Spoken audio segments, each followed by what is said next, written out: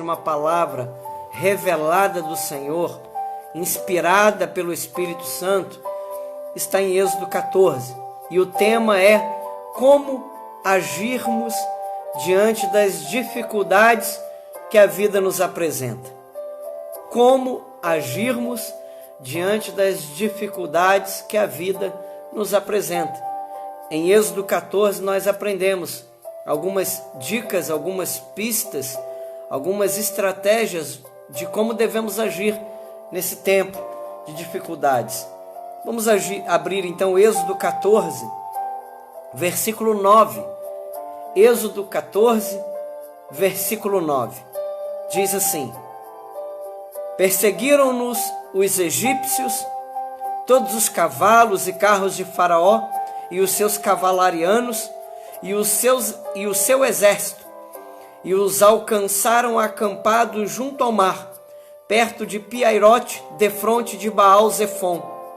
E chegando Faraó, os filhos de Israel levantaram os olhos, e eis que os egípcios vinham atrás deles, e temeram muito. Então os filhos de Israel clamaram ao Senhor. Disseram a Moisés: Será por não haver sepulcros no Egito que nos tiraste de lá para que morramos neste deserto? Por que nos trataste assim, fazendo-nos sair do Egito? Não é isso o que te dissemos no Egito? Deixa-nos para que sirvamos os egípcios, pois melhor nos fora servir aos egípcios do que morrermos no deserto. Moisés, porém, respondeu ao povo: Não temais, aquietai-vos, e vede o livramento do Senhor, que hoje vos fará, porque os egípcios que hoje vedes, nunca mais os tornareis a ver. O Senhor pelejará por vós, e vós vos calareis. Disse o Senhor a Moisés: Por que clamas a mim? Dize aos filhos de Israel que marchem. Glória a Deus. Que o Espírito de Deus fale a cada coração nessa noite, assim como Ele falou comigo, assim como Ele já falou comigo e já trouxe conforto, consolo e direcionamento. Que o Espírito de Deus fale contigo também nesta noite, meu irmão e minha irmã, em nome de Jesus. Amém. Irmãos, a expectativa do povo de Israel era de que eles iriam morrer naquele deserto. Essa era a expectativa deles, diante do perigo, diante do que os olhos deles viam, diante de tudo aquilo que os olhos deles estavam vendo. Veja, quando eles deixaram de olhar para frente e olharam para trás, houve temor no coração dele. Enquanto eles olhavam para frente e eles caminhavam, tudo normal. Mas a partir do momento em que eles levantaram os olhos e viram atrás deles os egípcios, eles temeram muito. Então, esta é a primeira coisa que nós não podemos fazer em momento nenhum da nossa vida, e em especial nesse tempo. Não olhe para trás. Não olhe para trás, porque o que nos espera está à nossa frente. Está à nossa frente o que nos espera. Olhe para frente. Não olhe mais para trás. Olhe para frente. Olhe para frente. Porque há algo que nos espera e está para frente. Quando a mulher de Ló olhou para trás, a Bíblia diz que ela se transformou em uma estátua de sal. Porque ela não creu, ela duvidou, ela teve medo, ela precisou conferir, ela deixou a incredulidade entrar no coração, a curiosidade entrar no coração, e ela olhou para trás. E quando olhou para trás, ela ficou paralisada para sempre. olhe para frente. Como agir diante das dificuldades que a vida nos apresenta? Olhando para frente, olhando sempre para frente, para o alvo da nossa soberana vocação, que está em Cristo Jesus, nosso Senhor e Salvador. O povo, com medo, agora que olhou para trás e viu os egípcios, clamaram ao Senhor, mas clamaram ao Senhor de uma maneira um tanto errada. Clamaram ao Senhor, mas depois foram até Moisés, cheios de incredulidade. No versículo 11 diz: disseram a Moisés: será por não haver sepulcros no Egito que nos tirasse de lá, para que morramos neste deserto? Clamaram, mas clamaram da boca para fora, porque na verdade eles não conseguiram, na hora do seu clamor, tirar o medo da morte do seu coração. Eles clamaram da maneira errada. E essa é a segunda coisa, que num momento que, diante das dificuldades que a vida nos apresenta, essa é uma segunda coisa que a gente não pode ficar perdendo tempo. Nós não podemos ficar clamando, pedindo a Deus as coisas de maneira errada. Não adianta clamarmos a Deus com incredulidade no coração. A primeira coisa que eles fizeram depois de clamar a Deus foi ir lá questionar Moisés, foi ir lá reclamar com Moisés. Jogaram todo o clamor no lixo, jogaram o seu clamor fora, no chão, um clamor que ficou no teto. Não passou um clamor desse. Então são duas coisas que não devemos fazer: olhar para trás e clamar de maneira errada. Mas o que então devemos fazer? Como devemos agir nesse momento? E aí nós precisamos então, nesse texto, ver o que o pastor Moisés orientou aquela congregação. O texto diz assim, no versículo 13: Moisés, porém, respondeu ao povo, em primeiro lugar: não temais, não tenham medo, não temais. Foi a palavra pastoral de Moisés diante daquela realidade. Moisés estava diante de um grande desafio. Além de ter que buscar uma solução para a situação dos egípcios, Moisés ainda teve que lidar com a incredulidade e com as murmurações do povo. Que desafio! Que desafio que Moisés teve diante de si. Além de cuidar da questão do inimigo que está chegando, ter de cuidar das murmurações do povo. Que desafio!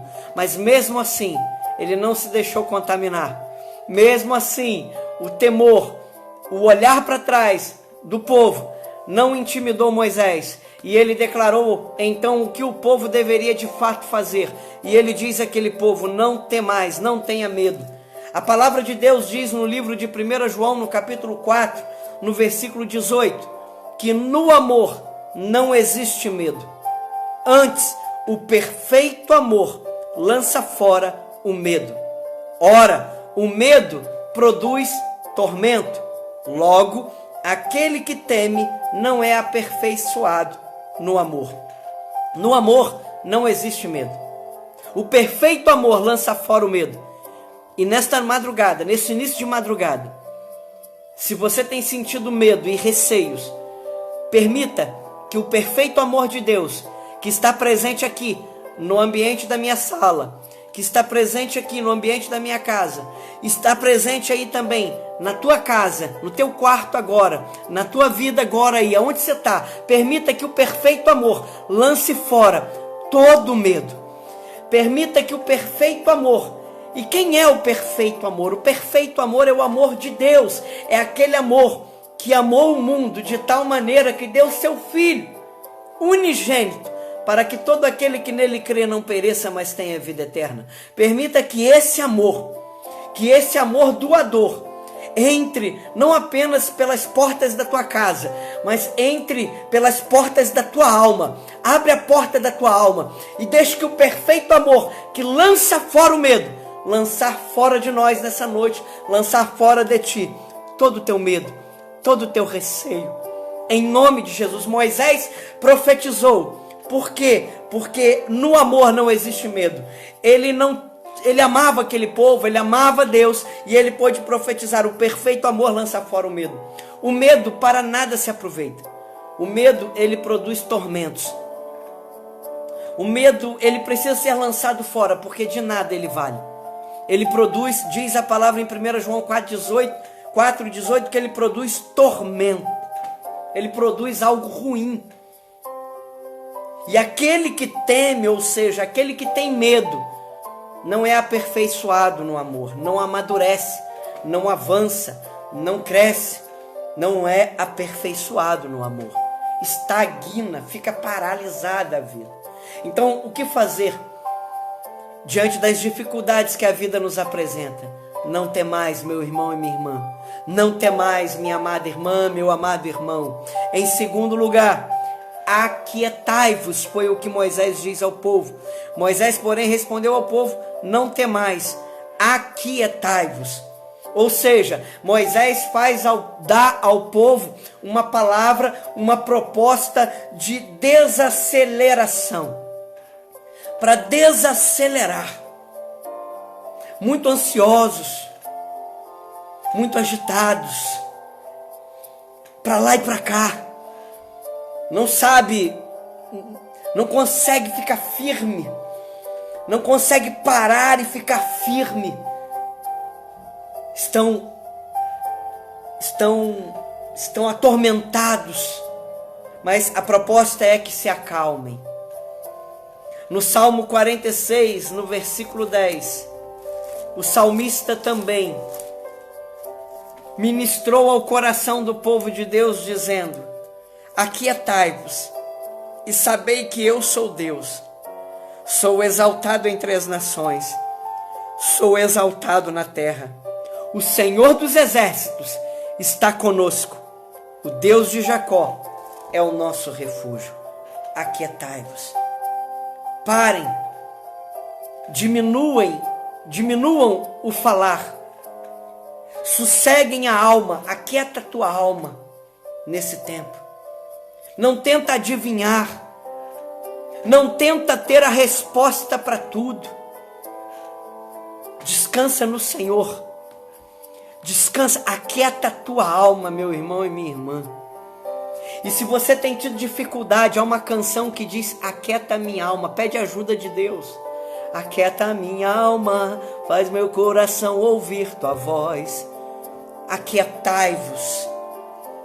E a terceira coisa, que agora veio de Deus para a vida do pastor Moisés. Moisés foi usado por Deus para ministrar ao povo duas coisas que eles precisavam: não temer e se aquietar, porque eles veriam a ação de Deus, eles veriam o livramento do Senhor, eles veriam o livramento que o Senhor que peleja por nós faria. Eles veriam, mas era necessário: não temais, aquietai-vos, porque quem não aquieta, não vê. Quem é muito agitado demais, acaba não percebendo as coisas da vida. Acaba não percebendo as coisas por causa da sua desatenção. A pessoa muito acelerada, ela é muito desatenta. E a proposta de Deus, através do pastor Moisés para aquele povo, é: aquietai-vos. Fica tranquilo, porque você vai ver. Quem se aquieta vê. Quem segura, quem domina, quem domestica o medo, vai ver. Agora, quem dá muito espaço para o medo, está muito agitado. Está pensando em outras coisas que não deveria estar pensando e está perdendo os milagres que Deus já está fazendo dia após dia. Aleluias. E nessa terça-feira, em nome de Jesus, eu quero deixar essa palavra de esperança para a tua vida. Que você possa botar a tua cabeça no travesseiro e dormir certo de que o Senhor é contigo. Que o Senhor há de pelejar essa situação pela tua vida. Em nome de Jesus. Mas aqui eu quero concluir com a terceira coisa importante aqui. como agir, terceira maneira de agirmos diante das dificuldades que a vida nos apresenta. E a terceira maneira vem de Deus para Moisés. E diz assim: disse o Senhor a Moisés: por que clamas a mim? Dize aos filhos de Israel que marchem. Aleluias. O Senhor não mandou o povo correr. O Senhor não mandou o povo sair afoito, tomando decisões descontroladamente, como fugitivos. Não. O Senhor não mandou que o povo saísse daquela situação como fugitivos, como se estivessem fugindo de algo. Não. O Senhor mandou o povo marchar. O Senhor mandou o povo se mover, não como fugitivos, mas como um poderoso exército. Aleluias! Marchem, disse Deus, e não corram como se estivessem fugindo, porque daquilo que fugimos acaba nos encontrando logo ali na frente. Daquilo que os homens e as mulheres procuram fugir com pressa, quem corre das coisas acaba esquecendo pessoas para trás, acaba esquecendo coisas importantes para trás. Mas a proposta de Deus para Moisés é essa: Moisés, você vai ministrar para o meu povo naquela madrugada lá da meia-noite. Você vai ministrar para o meu povo, você vai lembrar para o meu povo que eles não devem agir como fugitivos, mas eles devem agir como um exército. Aleluia! Meu amado irmão e irmã, entenda uma coisa: quando o povo não marchou em sua história, quando Israel não marchou, veja o que aconteceu. 1 Samuel, capítulo 17. 1 Samuel 17. Veja o que acontece quando o povo não marchou. 1 Samuel 17. Versículo 10. 1 Samuel 17, versículo 10, diz assim: disse mais o filisteu: hoje afronto as tropas de Israel. Dai-me um homem para que ambos pelejamos. Ouvindo Saul e todo Israel estas palavras do filisteu, espantaram-se e temeram muito. Olha aí, ó. Sabe o que aconteceu aqui? Uma revelação de Deus nessa palavra que Deus me deu, e eu quero partilhar ela com você. Sabe o que aconteceu com o povo de Israel? O povo de Israel estava preparado para a batalha. Só que o povo de Israel se permitiu ser manipulado por Saul. Saul olhou por Golias. Israel se permitiu ser manipulado por Golias. É isso que aconteceu, pelo inimigo. Israel se permitiu ser manipulado pelo inimigo. O povo estava todo ali. Pararam, as tropas pararam, o exército parou. E aí Golias, diante daquilo dali, ele falou assim: não, vamos fazer o seguinte, me manda um de vocês só, não vamos, parem. Tropas de Israel, para aí, para de marchar, tropa de Israel, e vem um só. E não tiveram discernimento. É lógico que nós sabemos que Deus queria usar a vida de Davi. É lógico que nós sabemos que Deus aproveitou de tudo daquilo ali também para levantar o ministério de Davi, fazer Davi conhecido. Mas, meus irmãos, pensem bem, como poderia ter sido diferente se o povo continuasse a marchar de frente para os filisteus. Mas não, eles deixaram a manipulação de Golias. Golias entrou na mente deles. E a palavra de Deus diz que o povo se espantou e temeu muito. Versículo 24, a palavra do Senhor diz assim: todos os israelitas, vendo aquele homem, fugiam de diante dele e temiam grandemente. E diziam uns aos outros: viste aquele homem que subiu? pois subiu para afrontar a Israel. A quem o matar, o rei o cumulará de grandes riquezas, e lhe dará por mulher a filha, e a casa de seu pai isentará de impostos em Israel. Então falou Davi aos homens que estavam consigo, dizendo: que farão aquele homem que ferir a esse filisteu e tirar a afronta de sobre Israel? Quem é, pois, esse incircunciso filisteu para afrontar o exército do Deus vivo?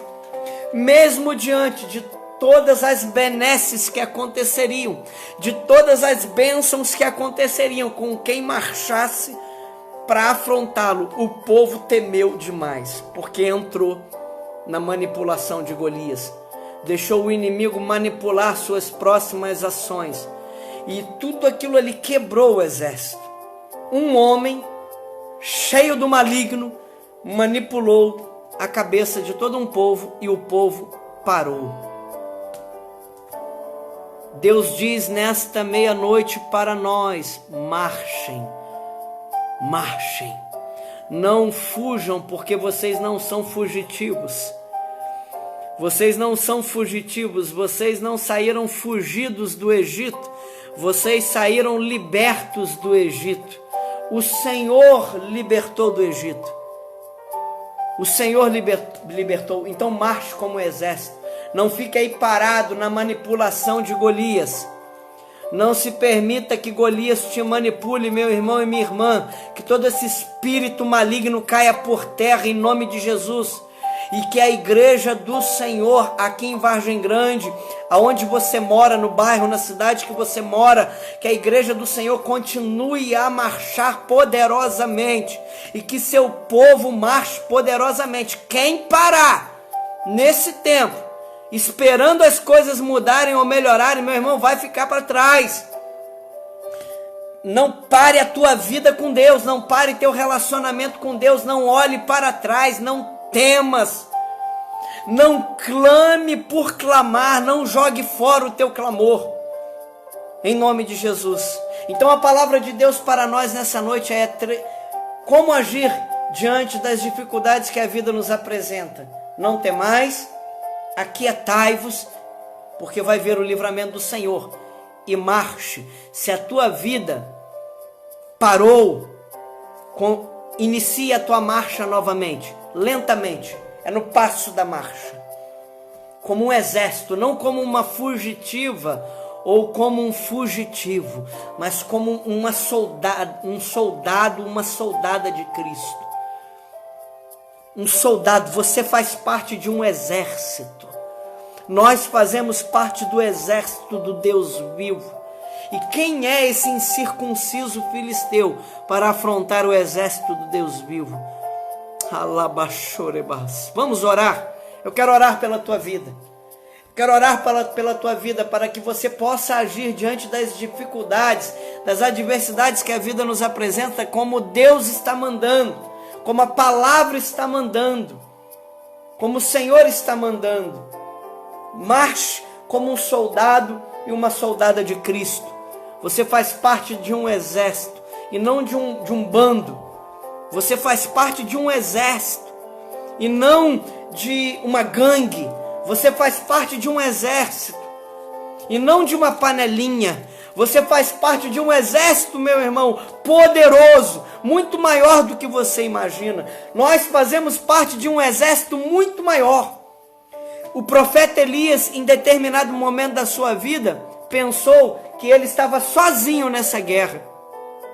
Mas a palavra de Deus veio até o profeta para lhe dizer que haviam mais de 7.000 joelhos que não haviam se dobrado a Baal. Você faz parte de um exército muito mais poderoso que você imagina, muito maior. Nós estamos juntos nessa batalha, meu irmão e minha irmã. Nós fazemos parte do exército dos anjos do Senhor. Esse exército é muito maior. Olha para o monte, você vai ver os cavalos de fogo. Não olhe para trás, olhe para frente, olhe para o monte e você vai ver os cavalos de fogo. Os anjos de Deus no monte cercando e guardando para nos proteger. Porque maior e mais numerosos são os que estão conosco do que os que estão contra nós. Aleluias. Aleluias, vamos orar em nome de Jesus. Eu quero orar pela tua vida, porque você faz parte de um exército. em nome de Jesus. Vamos orar, coloque a mão no teu coração nesse momento. Eu quero orar por você e depois nós fazemos nossos pedidos de oração. Pai, em nome de Jesus, muito obrigado pela revelação da tua palavra, que nos fortalece, que nos traz alegria, que nos traz sorriso, que nos traz confiança. Pai, essa